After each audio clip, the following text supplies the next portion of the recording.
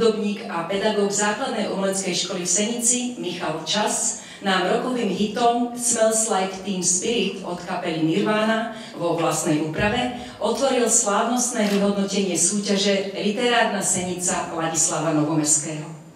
Vážené laureátky, vážení laureáti, dámy, páni, milí hostia.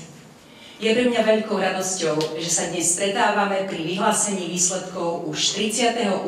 ročníka literárnej súťaže práve tu v Dave, bývalom múzeu Ladislava Novomeského. Tento rok si pripomíname 120. výročie narodenia autora, ktorý nám zanechal svoje literárne a poetické dedičstvo. Literárna Senica nie je len o víťazoch a oceneniach, ale aj o zdieľaní nápadov, emócií a pohľadov na svet. Každý z vás, laureátov, si zaslúži uznanie. Podeliť sa o svoju tvorbu nie je nikdy jednoduché. Predsa len v próze aj v poézii ste nám ponúkli kus seba a to je niečo vzácne. Sme radi, že ste k tomu prizvali aj nás. Poďme si teraz spoločne užiť tento významný okamih, ktorý patrí vám, vašej kreativite a nadaniu. Milí priatelia literatúry, dovoľte mi, aby som na slávnostnom vyhodnotení 38. ročníka celoslovenskej autorskej súťaže Literárna Senica Ladislava Novomeského 2024 osobne privítala Silviu Mruškovičovú z odboru kultúry a športu Trnavského samosprávneho kraja.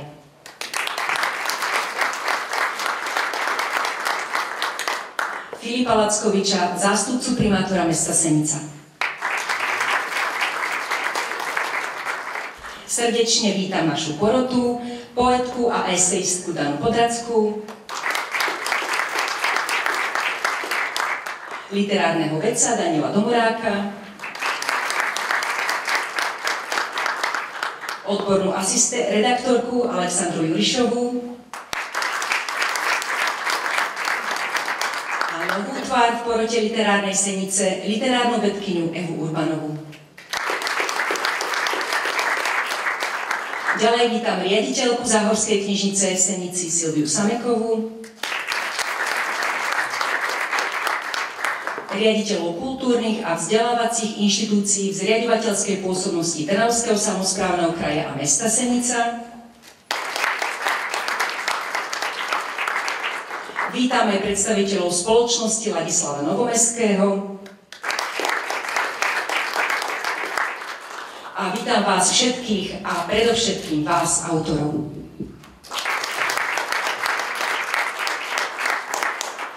O úvodný príhovor poprosím zástupcu primátora mesta Senica, pána Filipa Lackoviča. Vážení dámy, vážení páni, začal sa Nirvánou, ja som len takto z úvodu poviem, že človek, keď číta dobrú knihu, tak je v takej Nirváne, tak sa mi to tam tak hodilo. Vážení priatelia kultúry, srdečne vás vítam u nás v Senici, tých cespolných, v budove, ktorej meno bolo pôvodne, ktorá bola pôvodne nazvaná podľa nositeľa tejto literárnej súťaže, ktorú dnes slávnostne vyhodnocujeme. Som rád, že mesto Senica je dlhoročným hrdým partnerom tejto celoslovenskej súťaže. Záhorská knižnica už 38 rokov sa snaží a myslím, že úspešne hľadať a objavovať nové literárne talenty naprieč Slovenskom. Organizuje súťaž, ktorá je uznávaná medzi odborníkmi, ale aj medzi autormi, čomu vlastne svedčia aj počty autorov v každej jednej kategórii, ktoré sa zapájajú do súťaže. Keď zoberieme do úvahy skutočnosť, že plnohodnotnému životu aspoň časť z nás jednoducho potrebuje dobrú literatúru, je pre mňa pozitívnym zistením, že nemusíme sa obávať o budúcnosť slovenskej literatúry, aspoň teda z môjho pohľadu.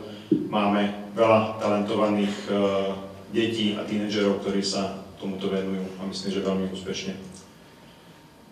Jeden pán nedávno povedal taký nešťastný výrok, že knihy sú doménou bohatých, tak si tu môžeme teraz všetci zagratulovať k nášmu bohatstvu, lebo keď si to zoberieme z nejakej inej rovine, tak to bohatstvo naozaj je, ale máme ho také vnútorné, načítané. Mne sa ale páči taký iný výrok, ktorý viac na mňa sedí a možno aj na väčšinu z vás.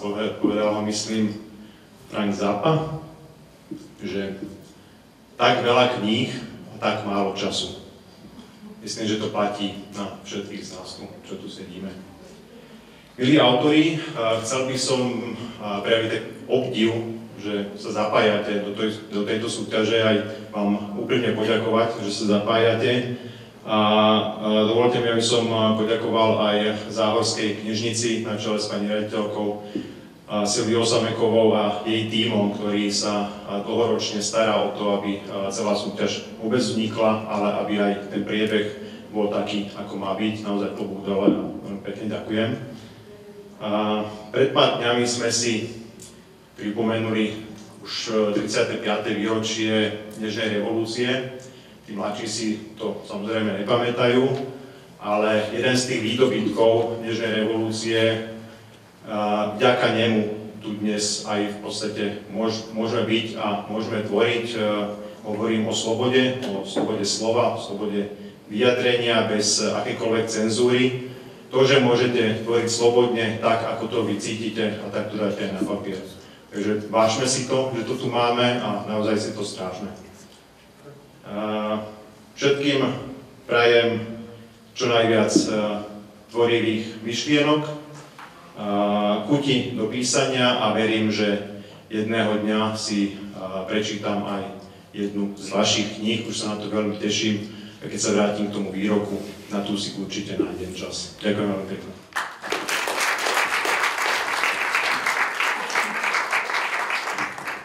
Ďakujeme veľmi pekne pánovi zástupcovi a o zhodnotenie 38. ročníka literárnej senice Ladislava Novomeského poprosím pani riaditeľku Záhorskej knižnice Silviu Samekovú.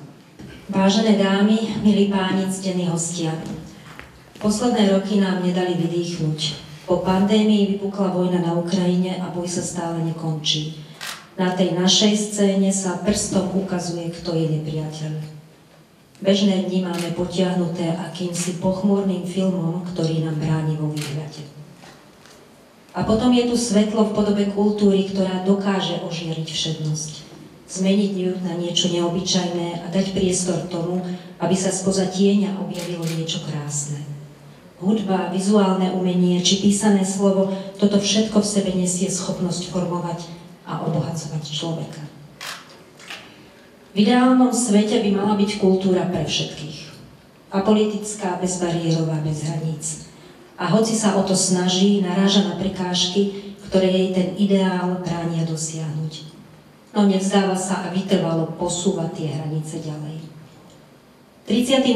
ročník literárnej senice sme ponúkli s novou vizuálnou identitou a sloganom Nová hviezda vyjde na západe. Pravdou však je, že nové hviezdy vyšli naprieč Slovenskom a na západe zažiarili. Niektoré viac, iné menej výrazne, no posvietili si na tú sivastú každodennosť a dali priestor novým zážitkom. Vážení priatelia, dovolte mi privítať vás v mene organizátorov na 38. ročníku celoslovenskej súťaže Literárna senica Ladislava Novomeského.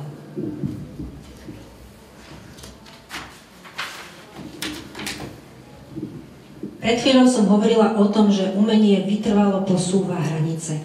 Svoje hranice posunulo v tomto ročníku 126 autorov a autoriek. Prekročili hranicu obyčajnosti, keď vymýšľali fantastické svety, líniu pokoja, keď dali na papier svoje emócie, prach komfortu, keď sa rozhodli svoju tvorbu poslať. Ak porovnám aktuálny ročník s tým predchádzajúcim, potešiteľný je takmer dvojnásobný nárast v počte autorov a ešte výraznejšie je to aj v počte prác. Kým v minulom roku porota hodnotila 162 prác, tak v tomto roku to bolo už 322. Z hľadiska veku dominovali študenti vysokých škôl a ostatní dospelí. 38. ročník súťaže sa koná počas 120. výročia narodenia Laca Novomeského. Aj on zažil svoje pochmúrne dni zatienené prešľakmi spoločnosti a pochybeniami mocných. Ani on nepísal za ideálnych podmienok a jeho tvorba nebola a stále nie je každému pochutí. Tvoril však ďalej. A preto bez ohľadu na to, či ste ľavý, pravý alebo v strede, v srdci modrý či červený a jedinú istotu vidíte v tom, že nasledujúce dni prinesú ďalšiu neistotu, píšte, tvorte, žiarte. Ďakujem.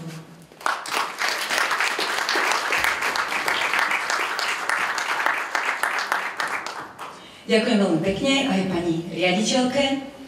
Žiačka literárno-dramatického odboru Základnej umeleckej školy v Senici, Žofia Kaňová, sa vám teraz predstaví s monodrámou Žena s kanvicou na olej.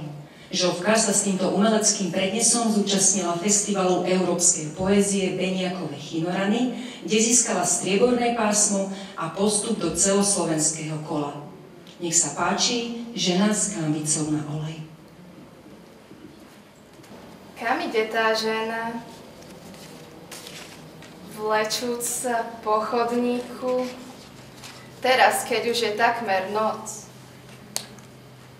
s kanvicou na olej v ruke.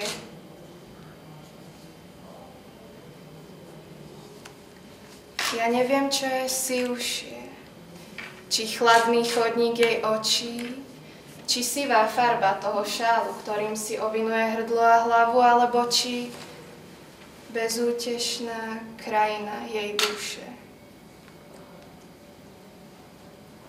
Ide pomaly, vlečúc nohy, zodierajúc podošvy, zodierajúc dlaždice, nesená však zemnou hrôzou, vôľou vyhnúť sa niečomu strašnému.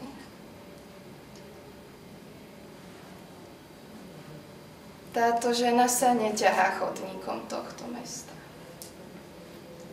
Táto žena ide skrehnutým polom pomedzi otvorené jamy, dávne jamy, čerstvé jamy a smutné násypy veľkosti človeka z premiestnenej hliny.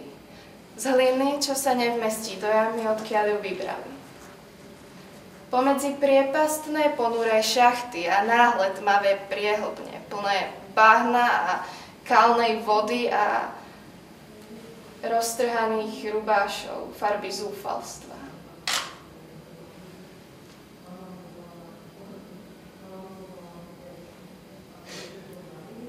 Túto ženu poznám. Prišla vlakom. Veľmi dlhým vlakom. Cestovala veľa dní a veľa nocí. Mala záchvat z hluku hlasov, z rachotu kolies a z dymu, z pachu zatuchnutého nikotínu. Ach, noci a dni, dni a noci, noci a dni, dni a noci, noci a dni, dni a noci a veľa, veľa dní a veľa, veľa noci. Ale strašný vlak šiel a zastával v toľkých rozličných staniciach, že s určitosťou nevie, ako sa volali. Ani miesta, ani časy. Spomína iba, že na všetkých bola zima, že na všetkých bola tma. Ale pochmúrne stanice sa vzdialovali a ona sa šialená vykláňala z okien, volajúc a zvíjajúc sa, len aby videla vzdialovať sa na nekonečnej rovine tú jednu, osamotenú stanicu. Miesto, označené v 3 rozmeroch veľkého vesmírneho priestoru, krížom pod hviezdami. A šla noci a dní. Áno, veľa dní a veľa nocí. Stále zostávajúc na rozličných staniciach. Stále s nepokojnou túžbou tiež vystúpiť, tiež zostať a navždy znova odísť s rozritou dušou. Navždy znova podriemkávať na nekonečných tratiach.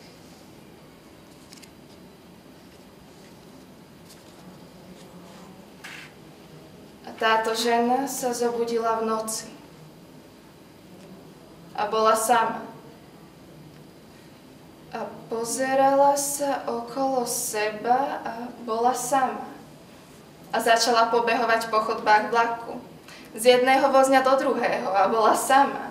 A hľadala sprievodcu, nejaký obsluhujúci personál a bola sama. A volala v tme a bola sama a pýtala sa, kto riadi ten strašný vlak. Kto ním hýbe?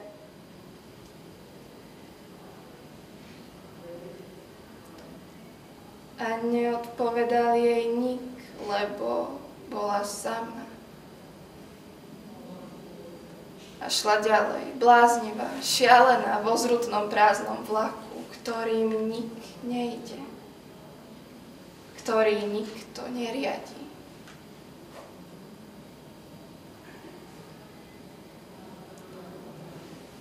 A to je tá strašná, tá tupá sila bez reníc, čo doteraz spôsobuje, že tá žena sa ťahá a ťahá po chodníku, zodierajúc podošvy starých veľkých topánok, zodierajúc dlaždice, ako by brázdila more križovatiek, blízkych križovatiek, ďalekých križovatiek.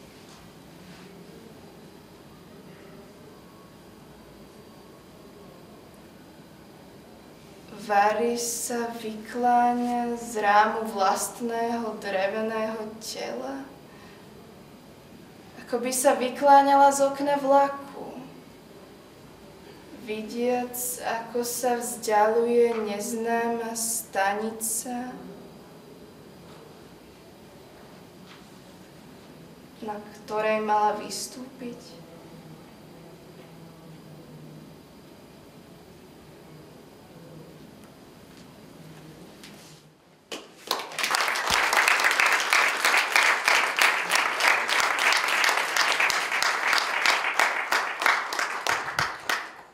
V 38-ročnú tradíciu literárnej senice Ladislava Novomerského by sme nevedeli udržať bez záujmu vás autorov ani bez podpory našich partnerov.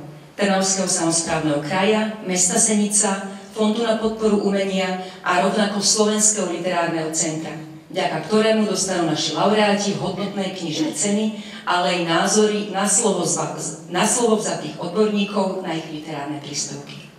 Tento rok ich čítali a hodnotili v kategórii poézia Dana Podracká a Eva Urbanová a v kategórii próza Daniel Domorák a Alexandra Jurišová. Ja len pripomeniem, že v kategórii poézia sme dostali 242 príspevkov od 69 autorov. O zhodnotenie tejto kategórie teraz poprosím pani Danu Podrackú a Evu Urbanovú. Nech sa páči, slovo je vaše. Pekné popoludnie. Ja som včera si otvorila na Google taký rozhovor s novomestského dcérou Elenou a úplne som bola otrasená, hoci som ho už pred časom čítala, ale vidia, že idem dnes sem, znova som si ho prečítala a ona je vlastne potomkom, teda priamým potomkom, pokrvným potomkom svojho otca, ale nejakým spôsobom sme aj my potomkovia v tom širšom slede, potomkovia kultúrneho dedičstva tohto básnika. No a tam som znova sa musela prehrízať cez také veci, ako je zinscenovaný proces v 54., keď bol odsúdený na 10 rokov väzenia. A potom síce ho po roku prepustili, ale zdravotne sa dosť nalomil. A tá dcéra opisovala, že vlastne ho nemala rada ani tá predošlá verchuška, ale ani tá komunistická, lebo v roku 1970 sa vzdal pozície generálneho tajomníka ústredného výboru komunistickej strany. A čo ho najviac trápilo a s čím aj umrel, bola psychická bolesť vo vzťahu ku Klementisovi, ktorý bol jeho priateľ. A v tomto procese zinscenovanom, kde boli, teda podľa spisov to nám hovoril Ivan Kamenec, náš slovenský historik, že vraj boli obvinení aj z toho, že chcú s Klementisom teda zlikvidovať Gottwalda, ale to už som zašla do politiky, ale tu ide o iné, že oni boli priatelia a že Klementis musel svedčiť proti, teda Novomestský musel svedčiť proti Klementisovi, ktorý bol potom popravený. A tá poprava ho už nikdy neopustila a bol z toho absolútne mimo. Psychicky sa nevedel celkom dobre akože stotožniť s ničím. A tá dcera tam opisuje, aké používali metódy mučenia na to, aby ich prinútili svedčiť aj proti svojmu presvedčeniu.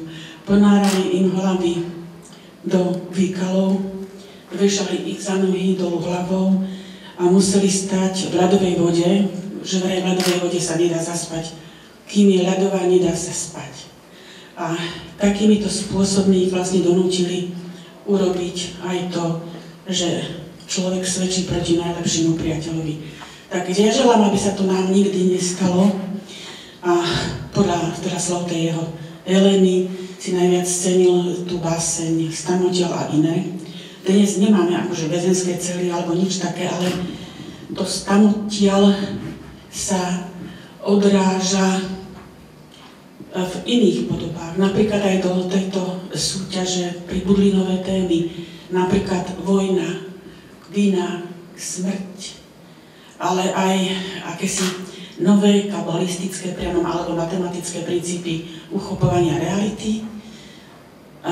Ako keby sme povedali, že na počiatku bolo nielen slovo, ale aj číslo, že napokon poézia je istým spôsobom aj matematické umenie a tie práce mali veľa myšlienok, podnetných, nových, sebahľadajúcich, takže to Stamotiaľ je tu a tešme sa.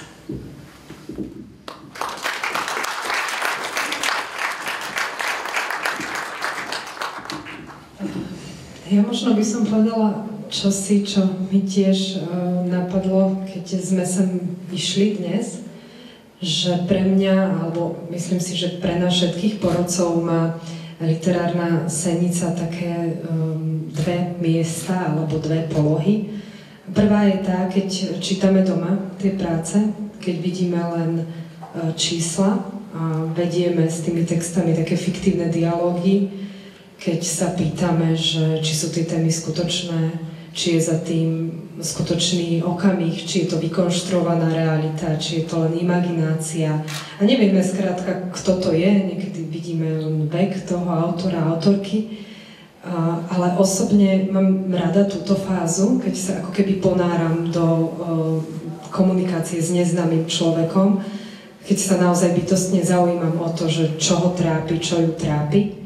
A o mnoho lepšia je potom tá druhá fáza, ktorá nás čakala dnes, keď sme sa mohli teda s autorkami a autormi stretnúť a zrazu to už neboli teda fiktívne dialógy, ale úplne konkrétne tváre, oči, ktoré na nás pozerali, s ktorými sme sa rozprávali. A myslím si, že toto je taký najväčší zmysel nielen literárnej senice, ale vôbec takéhoto typu literárnych súťaží, stretnúť sa, potom sa porozprávať o tej tvorbe, nejak navzájom sa obohatiť. Pre nás to bol dnes výborný čas, ktorý sme spolu strávili a dúfam, že aj pre účastníkov a účastníčky to bola takáto príjemná atmosféra a že tiež to vnímali ako čosi zmysluplné. Ja nebudem nič odkazovať, že ako, alebo čo máte písať, to, čo ste nám poslali, je podľa mňa to, čo ste poslať mali, takže tiež len poviem, že pokračujte a že nenechajte si tiež nikdy zobrať, teda aby sme zostali v tej téme svoju vnútornú slobodu, aby ste neboli len nejakým anonymným číslom, ale vámi, teda vašimi osobnostiami.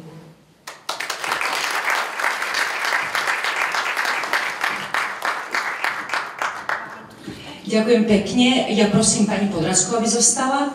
Ďakujem pekne a pozývam sem ku mne ešte aj pána zástupcu, primátora, pána Lackoviča a ideme na to. Ideme na prvú kategóriu poézia, čo sú žiaci 5. až 9. ročníka základných škôl a 8-ročných gymnázií. Na 3. mieste sa umiestnila Olivia Kováčiková z Bratislavy.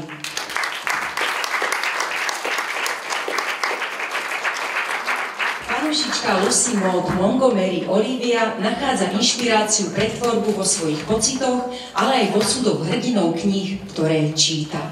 Blahoželáme.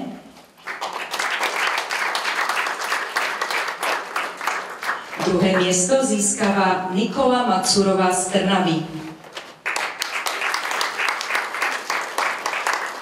Ak by Nikola mohla vziať nejakú literárnu postavu do cukrárne, bol by ním protagonista z knihy Diary of an Oxygen Thief.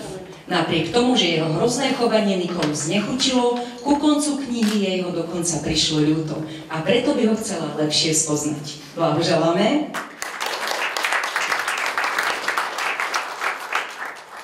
Prvé miesto v prvej kategórii poézia získava Kamila Lehetová z Košíc.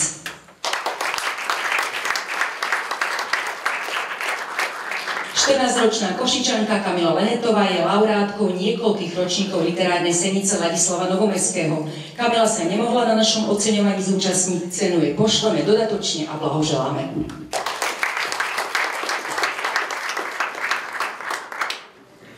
Ideme na druhú kategóriu. Na 3. mieste sa umiestnila Katarína Kvaltínová z Oponíc. Básne sú pre Katarínu záľubou už odmala. Pre svoju tvorbu, ktorá nie je krátkodobou záležitosťou, si inšpiráciu nachádza rôzne. Napríklad aj v metaforách sveta a v tom, čo sa nimi dá povedať. Blahoželáme. Na druhom mieste sa umiestnila Tamara Čáderová zo Slovenského Grobu. Na otázku, kedy najradšej tvorí, nám Tamara odpovedala: potrebujem na to nejaké príjemné prostredie, kde môžem byť sama so svojimi myšlienkami, ideálne večer. Niekedy sa však zobudím s tým, že mi napadne niečo, čo musí ísť okamžite na papier. Blahoželáme. Prvé miesto v druhej kategórii poézia získava Lídia Kovaľová z Prešova. Písaniu sa venujem prakticky odkedy písať viem. Obaja moji rodičia sú učitelia a tak som v literatúre bola vedená od malička. Vždy som radšej siahla po knihe ako po stavebnici, hovorí naša Jadasnová laureátka. Ako nám Lídia prezradila, pre ňu ako autorku je nadovšetko podstatné, aby sa literatúra šírila celým svetom.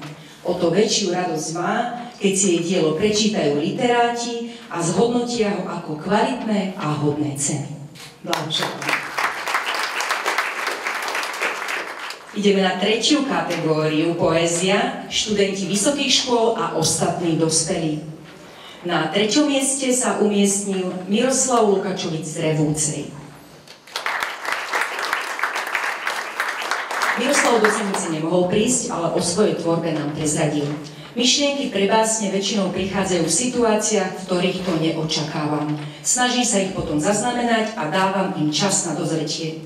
Počase sa k ním vraciam a už v pokojnejšej atmosfére hľadám miesto pre ich život. Blahoželáme, cenu pošleme.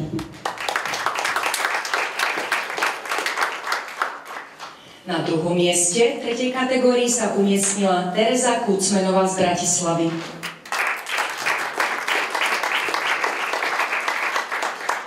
Inšpiráciu nájdem všade. Stačí pozerať okolo seba. Často sa však vraciam k veciam, ktoré mám rada. Napríklad babkina kuchyňa alebo breza pred mojou bytovkou. Skrývajú v sebe veľa príbehov, ktoré som z nich ešte nevytiahla. Aj Terezke blahoželáme.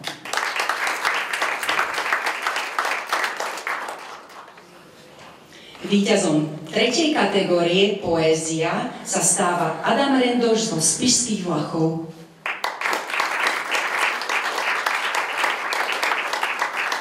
Adam si podľa svojich slov vybral poéziu preto, lebo hovorí veľa v krátkosti a je to určitá hra na šifru, zaujímavá pre autora i čitateľa. Ako nám povedal, aj naďalej plánuje písať pre tých, ktorí o to stoja a radi si básne prečítajú.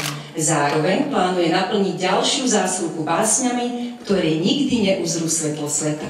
Blahoželáme. Hlavnú cenu predsedu Trnavského samosprávneho kraja v kategórii poézia získava Simona Sádecká z Rajeckých Teplíc.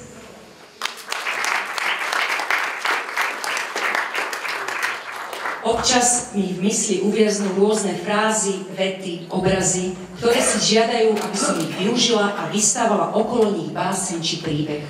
A Simona to očividne robí dobre. Žiaľ, nemohla prísť, cenu jej posielame. Pozdrav predsedu Trnavského samosprávneho kraja Jozefa Viskupiča vám odovzdá riaditeľka Záhorskej knižnice Silvia Sameková.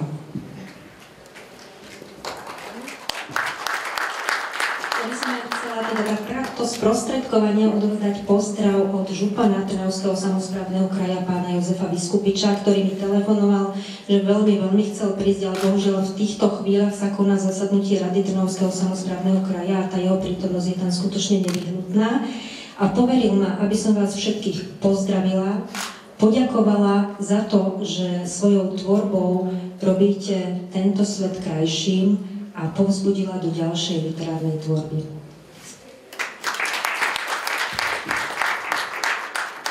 Ďakujeme pekne a ešte raz srdečne blahoželáme všetkým ocenením v kategórii poézie. V kategórii próza sme dostali 80 prác od 57 autorov. O zhodnotenie tejto kategórie poprosím porodcov Daniela Domoráka a Alexandru Jurišovu. Nech sa páči. Dobrý deň všetkým. Tak tých príhovorov tu už dnes odznelo dosť, takže ja možno dám iba nejaké také postrehy. Ja som tu tento rok tretí rok v pozícii porodcu, dvakrát som bol v pozícii porodcu poézie, tento rok je to próza. Neviem, či to je nejaké pravidlo, ale čo ma potešilo, tak próza je oveľa vtipnejšia. Aspoň tak sa mi zdalo z tohto ročníka, neviem, aké boli tie minulé ročníky. A čo ma teda potešilo tých prác vtipných alebo s prvkami humoru bolo dosť. Nakoniec veľmi vtipný bol aj dnešný rozbor. Napríklad jedného autora, ktorý napísal poviedku o stene, som sa opýtal, ako dostal tento nápad, tak mi odpovedal v momente, keď sa pozeral na stenu. Čiže aj takéto objavné analýzy sme tam mali. A čo by som ešte možno dodal, zdá sa mi, že pri tej próze je viacero textov, ktoré sú ako keby nedopracované, že tie práce, ktoré sa zasielajú mladí básnici a poetky, tak predsa majú taký ucelenejší tvar, ale čo sa týka tých prozaických textov, tak častokrát vyzerajú ako nejaké vytrhnuté z nejakého nedokončeného románu alebo z nejakej väčšej práce. Takže ja som pôvodne chcel zanechať tu na také posolstvo, ktoré tu už odznelo asi dvakrát, že aby ste teda pokračovali a písali a aby ste dokončili tieto nedokončené romány, ale zároveň ako som tu sedel, tak mi aj napadlo, že možno pre niektorých by bolo dobré aj počuť, že tí, ktorí nechcete písať alebo pokračovať, tak nemusíte a že keby ste z toho mali mať nejaký stres alebo by ste cítili, že ste sa v tom nenašli, že aj ten literárny svet predsa len vytvára nejaké nátlaky, nie je úplne ružový vždy a bezproblémový, tak ja verím, že tie schopnosti, ktoré sme aj my dnes vo vás videli, to ako vidíte svet, niektorí máte skôr schopnosť vidieť detaily, niektorí objavujete príbehy, niektorí viacej pracuje fantázia, tak ja si myslím, že toto budete objavovať aj v nejakých iných vašich profesiách alebo na iných dráhach vašich súkromných aj pracovných, tak to rozvíjajte po prípade aj tam a ja vám budem držať každopádne palce. Ďakujem.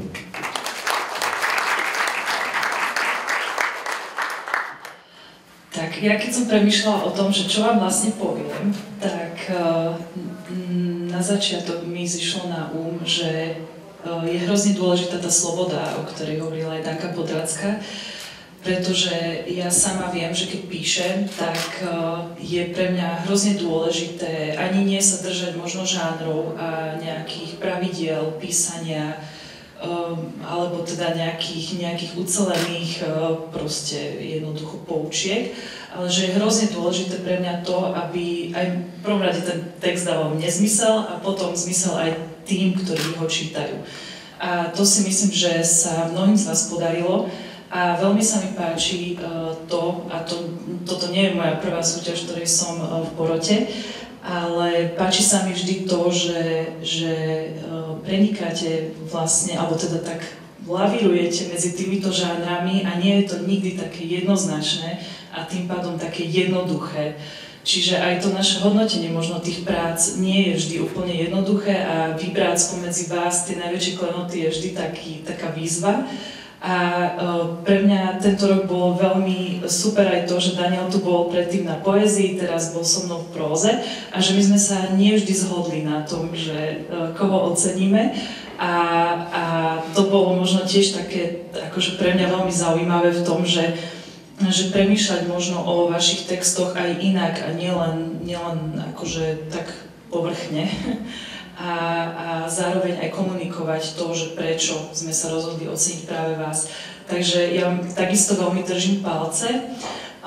Ešte dodám také jedno možno švédske príslovie nakoniec a to hovorí o tom, že to najkrajšie sa ukrýva medzi riadkami a myslím, že vám sa tiež podarilo ukryť to najkrajšie medzi riadkami. Takže ďakujeme vám veľmi a dúfam, že takisto budete pokračovať v písaní a presne ako Daniel povedal, ak nechcete, nemusíte. Ale my dúfame, že áno, aby sme sa tu možno stretli a možno nie len tu, možno aj v iných prípadoch alebo na iných súťažiach, neviem, na iných nejakých literárnych možno besedách. Takže ďakujeme a dúfame, že sa ešte uvidíme.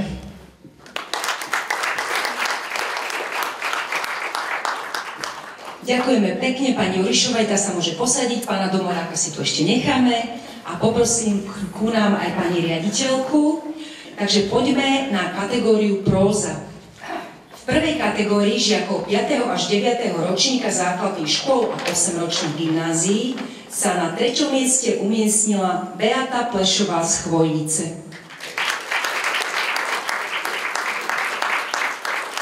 Píšem o témach, ktoré sú v tejto dobe podceňované a považujú sa za samozrejmosť, ako je napríklad sloboda či pravá láska.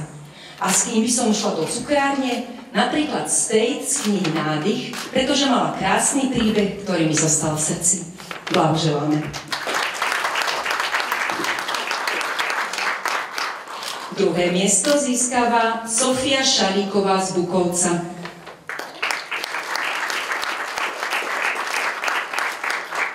Sofiu na písaní baví, že môže vytvárať svoj vlastný vesmír a prednosť dáva svojej fantázii a nie logike ako v škole. Srdečne blahoželáme aj Sofii.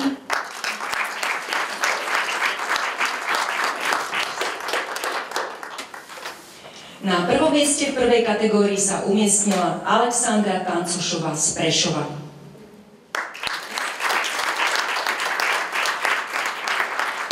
Ani Alexandra, ktorá, ako hádam, každý nádejný autor sníva, že raz vydá knihu, sa na vyhodnotení nemohla zúčastniť osobne. Na otázku, kedy rada píše, nám však prezradila, že väčšinou od skorého rána, aby som mala viac času na premýšľanie a čerstvo zobudenú myseľ. Druhá kategória, študenti stredných škôl.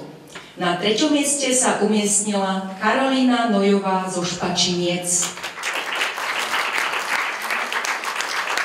Karolíny sme sa spýtali na jej literárny sen. Prezradila nám, že chce vrátiť knihy medzi mládež a rada by, aby im jej tvorba raz robila radosť. Blahoželáme.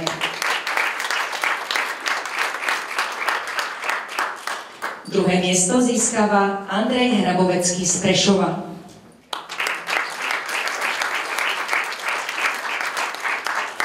Andrej, ako správny autor sci-fi a hororov, tvorí v noci. Hoci motiváciu podľa neho dostáva kedykoľvek. Určite o ňom ešte budeme počuť. S písaním poviedok neplánuje skončiť. Blahoželáme.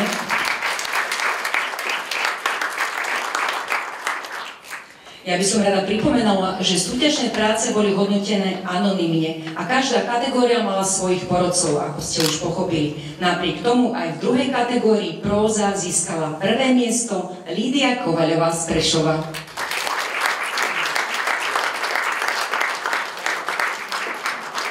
Moja poézia aj próza sú v podstate takými vzájomnými zrkadlami. Navzájom sa doplňajú a preto aj ich spojením veľmi rada experimentujem. Niekoľko z mojich diel som už prepísala aj do dramatickej podoby.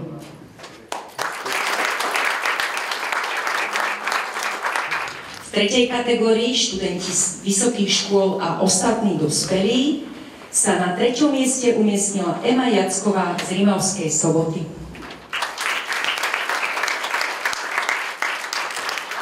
Ema Jacková sa už niekoľko rokov objavuje medzi laureátmi literárnej senice Ladislava Novomerskému. Eme blahoželáme, cenu jej pošleme.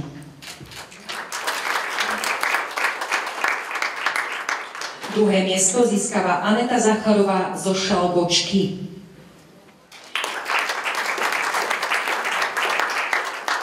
Ani Aneta si nemohla prísť pred cenou osobne. O sebe nám však prezradila. Som celoživotnou melancholičkou. Narodila som sa 21. júla, rovnako ako Hemingway. Postojačky však nepíšem. Minimálne som sa o to ešte nepokúsila. Keď stíham, píšem svoju debutovú knihu, keď nepíšem, čítam, keď nečítam, pravdepodobne spím. Blahoželáme.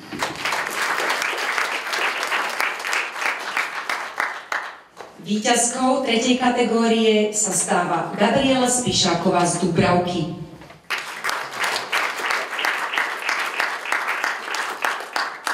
Keď príde na témy, Gabriela najradšej píše o malých, ale na prvý pohľad bezvýznamných situáciách každodenného života. Ako povedala, snaží sa z nich urobiť to najdôležitejšie, čo len človek môže prežívať. Už nám zostala len jedna hlavná posledná cena, a to je hlavná cena v kategórii próza, cena Slovenského literárneho centra. Získavajú Martin Nišún zo Šenkvíc.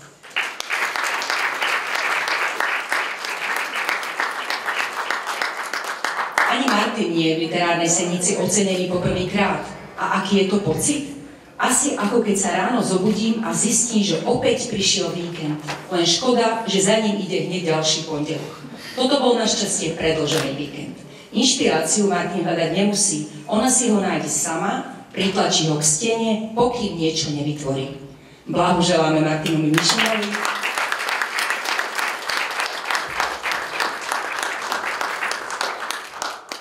Dostali sme sa na záver našej oslavy písaného slova. Spolu sme zakončili 38.